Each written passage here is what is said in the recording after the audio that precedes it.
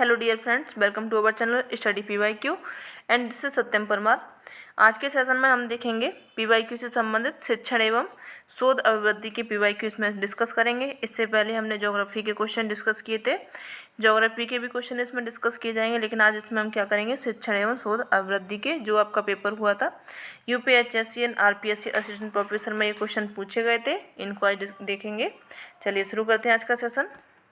और अगर अभी तक आपने चैनल को सब्सक्राइब नहीं किया है तो आप चैनल को सब्सक्राइब कर लें, क्योंकि यहाँ पे आपको पर डे 1 से 2 सब जो लेक्चर मिलते हैं। चलिए देखते हैं, शैक्षिक दक्षता की मूल आवश्यकता क्या है। शैक्षिक दक्षता के लिए क्या चाहिए होता है। शिक्षण कौशलों में निपुणता होनी चाहिए, शिक्षण की विभिन्न तकनीकों के उपयोग में निपुणता होनी चाहिए, ये भी चाहिए होता है। शिक्षण में संचार माध्यम एवं तकनीकों के समुचित उपयोग की निपुणता होनी चाहिए, तो ये भी होनी चाहिए, यानी कि उपरोक्त सभी डी ऑप्शन इसका सही हो जाएगा। शैक्षिक दक्षता का सामान्य अर्थ शिक्षा से संबंधित होता है, क्रियाकलापों में निपुणता प्राप्त होने से होता है इसका संबंध। शैक्षिक दक्षता की मूल आवश्यकता के अंतर्गत निम्नलिखित को सम्मिलित किया जाता है, यानी कि शिक्षक जो शिक्षण कौशल में निपुणता चाहिए, उसमें विभिन्न तकनीकों का उपयोग करना चाहिए, जो संचार माध्यम में एवं तकनीकों का भी उसमें उपयोग करना चाहिए शिक्षण से संबंधित। ठीक है, चलिए नेक्स्ट देखते हैं, निम्नलिखित में से कौन सा कथन गलत है। मापन एवं मूल्यांकन के मध्य में कोई संबंध नहीं है, पहले ही ऑप्शन आपका गलत हो जाएगा, क्योंकि मापन और मूल्यांकन के मध्य में संबंध होता है। मापन मूल्यांकन की प्रक्रिया का एक भाग है, ये ठीक है आपका। मापन एक चर को अंक प्रदान करने की प्रक्रिया है, ये भी ठीक है। मूल्यांकन मूल्य निर्धारण की प्रक्रिया है, ये भी ठीक है, यानी कि ये तीनों आपके सही हो जाएंगे, लेकिन इसमें गलत पूछा गया है, इसलिए ए जो ऑप्शन हो जाएगा आपका सही हो जाएगा, क्योंकि ए ही गलत दिया गया है। चलिए देख लेते हैं इसके बारे में भी। मापन और मूल्यांकन के पारस्परिक संबंध का सही रूप इस प्रकार है, देख लेते हैं। मापन एवं मूल्यांकन परस्पर एक दूसरे से संबंधित हैं। मापन मूल्यांकन की प्रक्रिया का एक भाग है, अर्थात मूल्यांकन मापन से विस्तृत है। जो मूल्यांकन होता है मापन से बड़ा होता है। मापन एक चर को अंक प्रदान करने की प्रक्रिया है। जो मापन होता है किसी चर को अंक प्रदान करती है, अर्थात मापन के अंतर्गत अंकों द्वारा माप को व्यक्त किया जाता है। किसके द्वारा किया जाता है, अंकों के द्वारा। मूल्यांकन के अंतर्गत मूल्य का अंकन किया जाता है, आकलन किया जाता है। मूल्य जो उनको नंबर्स मिलते हैं उसका अंकन किया जाता है, उसका आकलन किया जाता है, तो ये हो जाएगा आपका, यानी कि जो मापन और मूल्यांकन होते हैं परस्पर उनमें संबंध होता है, लेकिन ए जो ऑप्शन दिया था उसमें संबंध नहीं होता दिया था, इसीलिए ये आपका सही हो जाएगा। 2016 की यूजीसी की कौन सी अधिसूचना गुणवत्तापूर्ण अनुसंधान सुनिश्चित करने का प्रयास करती है। पीएचडी पूर्ण करने की न्यूनतम एवं अधिकतम अवधि, ये उसमें नहीं रखी गई थी। पीएचडी कार्यक्रम लागू करने की 11 शर्तें पूरी करना, हाँ ये रखी गई थी उसमें, जो 2016 का था। बी ऑप्शन यहाँ पे आपका सही हो रहा है। देख लेते हैं आगे भी ऑप्शन दिए हुए हैं बाकी के और क्वेश्चन। पर्यवेक्षण द्वारा उनके शोध विद्यार्थियों को के शोषण को रोकने हेतु किए जाने वाले उपाय। मुक्त विश्वविद्यालयों को पीएचडी कार्यक्रम की अनुमति देना, तो इसमें जो आपका सही हो जाएगा ऑप्शन बी सही हो जाएगा। जो वर्ष 2016 में यूजीसी द्वारा पीएचडी कार्यक्रम लागू करने की 11 शर्तें पूरी करना से संबंधित अधिसूचना गुणवत्ता अनुसंधान सुनिश्चित करने का एक सार्थक प्रयास रहा था। चलिए नेक्स्ट देखते हैं, बच्चों को पढ़ाने की कला एवं विज्ञान को कहते हैं पेडागोजी, ए ऑप्शन इसका सही हो जाएगा। चलिए देख लेते हैं इसके बारे में। बच्चों को पढ़ाने की कला और विज्ञान को पेडागोजी कहते हैं। दूसरे शब्दों में बच्चों के अध्यापन के लिए जिस कला, चातुर्य, विज्ञान, कौशल का प्रयोग किया जाता है उसे पेडागोगी कहते हैं। इसमें सहभागी शिक्षण विधियों का ज़्यादा से ज़्यादा समावेश होता है, साथ ही साथ अधिगमकर्ताओं की आवश्यकता का ध्यान रखा जाता है। पेडागोगी में शिक्षक का पूर्ण उत्तरदायित्व होता है। ठीक है, अगर आपने पढ़ी हो तो सीटेट में काफ़ी पेडागोजी आती है। अगर सीटेट वगैरह केबीएस या फिर कोई भी आपका जो एग्ज़ाम है उसके लिए डिटेल में अगर आपको पढ़ना है जीएस, तो आप मेरा एक चैनल है कॉम्पिटिटिव क्लासेस का, मेरे ही नाम से सत्यम परमार से आप सर्च करेंगे, कॉम्पिटिटिव क्लासेस सत्यम परमार डालेंगे तो आपको यूट्यूब पर मिल जाएगा, वहाँ से आप उसको सब्सक्राइब कर सकते हैं। वहाँ पर मैं पर डे 1 से 2 लेक्चर उस पर भी लेती हूँ। ठीक है, चलिए आगे बढ़ते हैं। प्राथमिक समंकों में सम्मिलित नहीं होती है, क्या नहीं सम्मिलित होती है इसमें, प्रश्नावलियाँ, अनुसूचियाँ, साक्षात्कार या फिर पुस्तकें। जो प्राथमिक समंकों में सम्मिलित नहीं है वो है आपकी पुस्तकें, डी ऑप्शन यहाँ पे सही हो जाएगा। चलिए देख लेते हैं इसके बारे में भी। प्राथमिक समंकों के आकलन हेतु प्रश्नावलियाँ अनुसूचियों तथा साक्षात्कार माध्यम का प्रयोग किया जाता है, जबकि पुस्तक समंक संकलन का द्वितीय स्रोत है। ये क्या है? पुस्तक कैसा है? द्वितीय स्रोत माना जाता है। समंक संकलन के आधार पर दो प्रकार के स्रोत होते हैं, प्राथमिक समंक या फिर मूल समंक, द्वितीयक समंक। प्राथमिक समंकों का संकलन अध्ययनकर्ता या फिर शोधकर्ता द्वारा व्यक्तिगत रूप से स्वयं के उद्देश्य हेतु किया जाता है, जबकि द्वितीय समंकों का संकलन पहले से ही किसी व्यक्ति या फिर संस्था द्वारा किया हुआ होता है। जो प्राथमिक होता है वो क्या करता है? खुद करता है। जो शोधकर्ता होता है वो अपने आप लागू करता है, और जो द्वितीयक समंक होता है वो पहले से किसी ने लागू किया हुआ होता है। ठीक है, चलिए नेक्स्ट देखते हैं। निम्नलिखित में से कौन शिक्षण का स्तर नहीं है? शिक्षण का जो स्तर नहीं है आपका कौन सा है? स्मृति स्तर, विभेदीकरण स्तर, विमर्शी स्तर या फिर अवबोध स्तर। तो इसमें बी ऑप्शन आपका सही हो जाएगा। विभेदीकरण स्तर ये कोई शिक्षण का स्तर नहीं है। बाकी के स्मृति स्तर, अवबोध स्तर, विमर्शी स्तर ये सब आपके कैसे हैं? शिक्षण के स्तर माने जाते हैं। ठीक है, चलिए देख लेते हैं इसके एक्सप्लेनेशन। स्मृति स्तर शिक्षण उसे कहा जाता है जिसमें छात्र अधिगम की विषय वस्तु को रटने तक सीमित रहते हैं। क्या करते हैं उसमें? सिर्फ वो रटंत विद्या करते हैं, जैसे 2 एकम 2, 2 दूनी 4, ABCD ये सब उनको रिदम से याद रहती हैं। लेकिन इसका अर्थ क्या है? पहचान नहीं होती है। जो स्मृति होती है उसमें कोई उनको पहचान नहीं होती है, सिर्फ वो पढ़ते जाते हैं, अपना रट्टा लगाते जाते हैं, यही होता है। अवबोध स्तर किसी विषय वस्तु के प्रति पहचान कायम करने, उसकी प्रकृति को समझने से लिया जा सकता है। जैसे कि अपन पहुंच जाते हैं किसमें? 7th 8th 9th 10th class में पहुंच जाते हैं। उसमें क्या होते हैं? समझने लगते हैं, हम चीज़ों को पहचानने लगते हैं, थोड़ा सा भी हमको याद करने की भी शक्ति रहती है और समझने की भी रहती है। चिंतन स्तर या फिर विमर्शी स्तर मानसिक प्रक्रिया जो समस्या आधारित होती है, हमें समस्या का समाधान प्रदान करती है। चिंतन स्तर हमें रिफ्लेक्टिव लेवल तब आता है जबकि जैसे हम शोध वगैरह करते हैं, उसमें सोचने का, तर्क वितर्क करने लग जाते हैं, तो ये सबसे हाईएस्ट लेवल का होता है चिंतन का स्तर या फिर विमर्श या फिर मानसिक प्रक्रिया जो होती है आपकी कैसी होती है? सबसे हाईएस्ट लेवल पर होती है, सबसे एंड में ही आती है। ठीक है, चलिए नेक्स्ट देखते हैं। केंद्रीय औषधि अनुसंधान संस्थान कहाँ पर स्थित है? केंद्रीय औषधि अनुसंधान ये आपका स्थित है लखनऊ में। सी ऑप्शन इसका सही हो जाएगा। देख लेते हैं संस्थान। केंद्रीय औषधि अनुसंधान संस्थान लखनऊ में है। भारतीय भूचुंबकीय संस्थान मुंबई में है। डीजल लोकोमोटिव वर्क्स वाराणसी में है। और अखिल भारतीय आयुर्विज्ञान संस्थान ये आपका नई दिल्ली में है। ठीक है, चलिए नेक्स्ट देखते हैं। पेडागोगी किससे जुड़ा हुआ है? पेडागोगी आपका प्रयोगशाला से, व्यायामशाला से, पुस्तकालय से या फिर पठन पाठन शिक्षण कार्य से। तो ये जुड़ा हुआ है आपका पठन पाठन शिक्षण कार्य से जुड़ा हुआ है पेडागोगी। पठन पाठन शिक्षण कार्य की प्रक्रिया विधिवत अध्ययन शिक्षा शास्त्र यानी पेडागोगी कहलाता है। इसमें अध्यापन की शैली, नीतियों का अध्ययन किया जाता है। चलिए नेक्स्ट देखते हैं। निम्नलिखित में से फलांक की त्रुटि कौन सी होती है? स्थान त्रुटि, स्थिर अचर त्रुटि या फिर प्रत्युत्तर की त्रुटि या फिर प्रत्याशा त्रुटि। तो आपका सही ऑप्शन हो जाएगा प्रत्युत्तर की त्रुटि। ये कैसी होती है? फलांक की त्रुटि होती है, क्योंकि इसके द्वारा सर्वेक्षण, शैक्षणिक मुद्दे आदि का निराकरण किया जा सकता है, इसलिए ये कैसी होती है? प्रत्युत्तर फलांक की त्रुटि होती है। चलिए नेक्स्ट देखते हैं। निम्नलिखित कथनों को पढ़िए। चलिए इसके बारे में जो सही होगा वो हमें देखना है। शिक्षण की प्रभावशीलता शिक्षक के विषय के समझने पर निर्भर करती है। ये बिल्कुल ठीक है। अगर शिक्षक को विषय समझ में ही नहीं आएगा तो उसके क्या वो बच्चों को ढंग से पढ़ा पाएगा? शिक्षण की प्रभावशीलता उसके व्यक्तित्व पर निर्भर करती है। उसमें व्यक्तित्व का कोई वो नहीं है। शिक्षण की प्रभावशीलता शिक्षक की लिखावट पर निर्भर करती है। लिखावट से भी ज़्यादा वो नहीं है। लिखावट अच्छी होनी चाहिए, बच्चों को समझ में आनी चाहिए, ठीक है, लेकिन इतना ज़्यादा सार्थक तो ये नहीं है। शिक्षण का मुख्य उद्देश्य छात्रों को सोचने की शक्ति का विकास करना है। ये ठीक है, ये आपका बिल्कुल करेक्ट दे रहा है, क्योंकि शिक्षण का जो मुख्य उद्देश्य है, ऐसा शिक्षक को इस तरह से पढ़ाना चाहिए कि थोड़ी देर छात्र जो है वो सोचने पर मजबूर हो जाए, उसमें तर्क की शक्ति तभी तो बढ़ेगी जब वो सोचेगा। तो इसलिए आपका ए और डी सही हो जाएगा। देख लेते हैं ए और डी कौन से में है। सी ऑप्शन यहाँ पे करेक्ट हो जाएगा। ठीक है, शिक्षण की प्रभावशीलता शिक्षक के विषय के समझने पर निर्भर करती है और शिक्षण का मुख्य उद्देश्य छात्रों की सोचने की शक्ति का विकास करना, ये सबसे मेन उद्देश्य होता है। अगर छात्र सोचेगा नहीं तो उसकी तर्क वितर्क की शक्तियाँ उसमें कैसे प्रभावित होंगी? चलिए नेक्स्ट देखते हैं। संयुक्त राष्ट्र संघ ने 2005 से 2014 के दशक को घोषित किया है। क्या घोषित किया है इसको? सतत विकास हेतु शिक्षा का दशक, पर्यावरण के विकास हेतु शिक्षा का दशक, पर्यावरण के लिए शिक्षा का दशक या फिर पर्यावरण जागरूकता हेतु शिक्षा का दशक, जो 2005 से 2014 के दशक को घोषित किया है वो किया है सतत विकास हेतु शिक्षा का दशक। ए ऑप्शन इसका सही हो जाएगा। चलिए नेक्स्ट देखते हैं।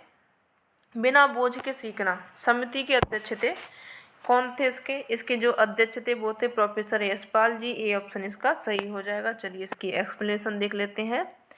भारत सरकार के मानव संसाधन विकास मंत्रालय द्वारा 1 मार्च 1992 को स्कूली बच्चों के शैक्षिक बोझ को कम करने के तरीके सुझाने के लिए प्रोफेसर यशपाल की अध्यक्षता में एक 8 सदस्यीय राष्ट्रीय सलाहकार समिति का गठन किया गया। कितने सदस्य थे उसमें? 8 सदस्य थे। इस समिति का विचार विषय था जीवन पर्यंत स्वाध्याय तथा कौशल विकसित करने की क्षमता के निर्माण के साथ साथ अधिगम की गुणवत्ता में सुधार करते हुए सभी स्तरों के स्कूली छात्रों विशेषकर छोटे बच्चों पर पढ़ाई के बोझ को कम करने के उपायों के बारे में सलाह देना था। ये क्या था? इनका विषय था, इस पर उन्होंने विचार किया था। तो ये किसकी थी? प्रोफेसर यशपाल सिंह जी की। ठीक है, चलिए नेक्स्ट देखते हैं। निम्नलिखित में से कौन सा जोड़ा सही है पूछा है इसमें। राष्ट्रीय अध्यापक परिषद सितंबर 1981 में हुआ था, या फिर इंदिरा गांधी राष्ट्रीय मुक्त विश्वविद्यालय 1985। बी ऑप्शन इसका सही हो जाएगा। बाकी के देख लेते हैं। जो इंदिरा गांधी राष्ट्रीय मुक्त विश्वविद्यालय था 1985 है। राष्ट्रीय अध्यापक शिक्षा परिषद ये अगस्त 1995 है। ऑपरेशन ब्लैक बोर्ड ये किससे संबंधित था? प्राथमिक शिक्षा से। और प्रथम शास्त्रीय भाषा कौन सी थी? वो थी आपकी तमिल। ठीक है, चलिए नेक्स्ट देखते हैं। कस्तूरबा गांधी बालिका विद्यालय प्रदान करता है, किसको शिक्षा प्रदान करता है? ये उच्च शिक्षा, उच्च प्राथमिक शिक्षा, या फिर माध्यमिक शिक्षा, या फिर उच्च माध्यमिक शिक्षा। डी ऑप्शन इसका सही हो जाएगा। ये प्रदान करता है आपको उच्च माध्यमिक शिक्षा प्रदान करता है। चलिए देख लेते हैं इसके बारे में भी। कस्तूरबा गांधी बालिका विद्यालय वर्ष 2006-07 में भारत सरकार द्वारा बालिका शिक्षा को बढ़ावा देने वाली आवासीय विश्वविद्यालय की एक श्रृंखला के तहत प्रारंभ किया गया था। इसके तहत बालिकाओं को 12वीं तक की हॉस्टल सुविधा युक्त शिक्षा, उच्च माध्यमिक शिक्षा प्रदान की जाती है। इसके खर्च में केंद्र व राज्य सरकार की भागीदारी कितनी होगी? 75:25 होगी। जो केंद्र की भागीदारी होगी 75% और राज्य की भागीदारी होगी वो 25% होगी। ठीक है, चलिए नेक्स्ट देखते हैं। विद्यालय मानचित्र के संदर्भ में निम्नलिखित में से कौन सा कथन सही नहीं है? यह विभिन्न तकनीकों एवं प्रक्रियाओं का समूह है। ये तो ठीक है आपका। इसका प्रयोग स्थानीय स्तर पर आगामी शैक्षिक आवश्यकताओं की पहचान के लिए किया जाता है। ये ठीक है, ये आगामी के लिए किया जाता है। बी ऑप्शन भी इसका सही हो जाएगा। चलिए और नेक्स्ट देख लेते हैं।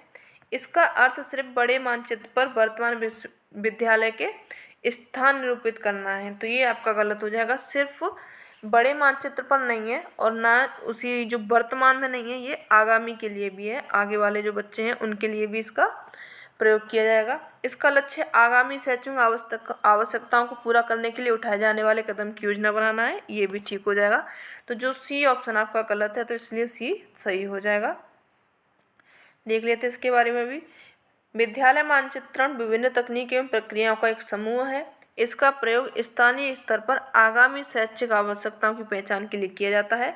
इसका लक्ष्य क्या है? आगामी शैक्षिक आवश्यकताओं को पूरा करने के लिए उठाए जाने वाले कदम की योजना बनाना। ठीक है, चलिए नेक्स्ट देखते हैं। स्थानीय स्तर पर विद्यालय मानचित्र तैयार करने के लिए विभिन्न कार्यों का सही क्रम क्या होगा? तो सबसे पहले क्या होगा? निदान होगा।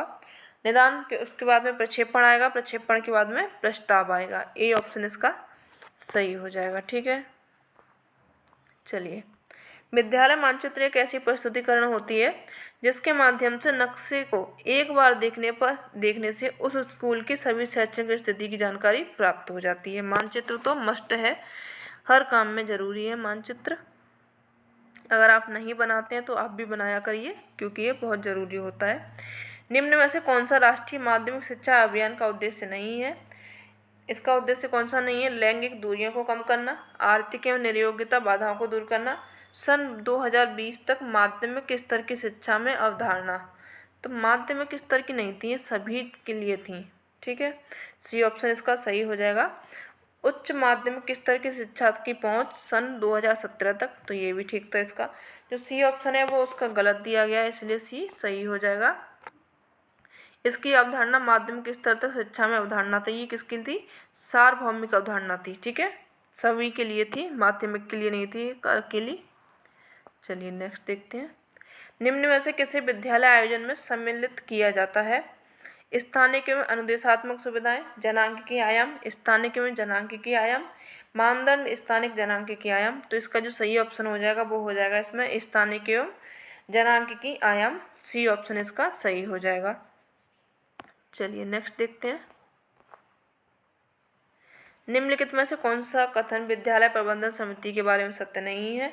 विद्यालय के पड़ोस में लोगों को बालकों से अधिकारों के विषय में सरल तरीके से बताना, नामांकन व उपस्थिति को सुनिश्चित करना। ये ठीक है आपके, और भी देख लेते हैं, वो दोनों तो ठीक दिए गए हैं।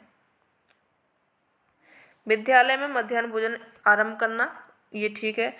अध्यापक प्रशिक्षण की योजना तैयार करना, तो ये आपका गलत हो जाएगा। अध्यापक प्रशिक्षण की योजना तैयार करना उसमें नहीं रखा गया था, डी ऑप्शन इसका गलत है, इसलिए वो डी सही हो जाएगा। विद्यालय प्रबंधन समिति विद्यालय स्तर पर बनाई गई है, जिसमें प्राचार्य, शिक्षक, छात्र व अभिभावक प्रतिनिधि शामिल होंगे। इसका कार्य विद्यालय प्रबंधन करना होता है। ठीक है, चलिए नेक्स्ट देखते हैं। शिक्षा का अधिकार अधिनियम 2009 में अध्यापकों के लिए न्यूनतम कार्य घंटे की प्रति सप्ताह वर्णित है। कितना है? तो प्रति सप्ताह में 45 शिक्षण एवं तैयारी के घंटे होने चाहिए। ये 2009 में रखा गया था, डी ऑप्शन इसका सही हो जाएगा। ठीक है, RTE 2009 1 अप्रैल 2010 से मौलिक अधिकार का दर्जा प्रदान करने हेतु संपूर्ण देश में लागू कर दिया गया था इसे, और संविधान संशोधन 2020 के द्वारा अनुच्छेद 21A इसमें जोड़ा गया था। ठीक है, चलिए नेक्स्ट देखते हैं। शिक्षा का अधिकार अधिनियम 2009 के मानकों के आधार पर प्राथमिक स्तर कक्षा 1 से 5 तक के 200 छात्रों के लिए शिक्षकों की संख्या कितनी होनी चाहिए? तो अगर 200 छात्र हैं तो वहाँ पे शिक्षकों की संख्या होनी चाहिए 6 होने चाहिए शिक्षक। ठीक है, सी ऑप्शन इसका सही हो जाएगा। चलिए नेक्स्ट देख लेते हैं। शिक्षा का अधिकार अधिनियम 2009 की धारा 29(1) के तहत राज्य की घोषित शैक्षिक प्राधिकारी संस्था है, वो कौन सी है? आपकी माध्यमिक शिक्षा बोर्ड, या फिर SIRT सर्व शिक्षा अभियान, या फिर राष्ट्रीय माध्यमिक शिक्षा। तो जो राष्ट्रीय जो प्राधिकारी संस्था है वो है आपकी SIRT, बी ऑप्शन इसका सही हो जाएगा। चलिए देख लेते हैं। निःशुल्क एवं अनिवार्य शिक्षा अधिनियम 2009 1 अप्रैल 2010 से जम्मू कश्मीर को छोड़कर संपूर्ण भारत में लागू कर दिया गया था। ये पूछा जा सकता है कि किस में लागू नहीं किया गया था? जम्मू कश्मीर में लागू नहीं हुआ था। इस अधिनियम द्वारा राजस्थान में राजस्थान राज्य के शैक्षिक अनुसंधान एवं प्रशिक्षण परिषद को राज्य की शैक्षिक प्राधिकारी संस्था घोषित किया गया। चलिए नेक्स्ट देखते हैं। SIQE का पूरा नाम क्या है? इसका पूरा नाम है state institute of quality education. A option इसका सही हो जाएगा। चलिए नेक्स्ट देखते हैं। राज्य सरकार द्वारा सतत एवं मापक मूल्यांकन व बाल केंद्रित शिक्षण प्रक्रिया को आदर्श विद्यालयों में लागू करने का निर्णय लिया। इस हेतु SIQE state institute of quality education नामक कार्यक्रम प्रारंभ किया गया। चलिए आगे बढ़ते हैं। IASI CTE एवं सभी जिलों की डाइट को शैक्षिक मार्गदर्शन एवं संबलन प्रदान करने हेतु राज्य की नोडल एजेंसी है, कौन सी है आपकी? इसकी जो नोडल एजेंसी है वो है आपकी SIERT। ए ऑप्शन इसका सही हो जाएगा।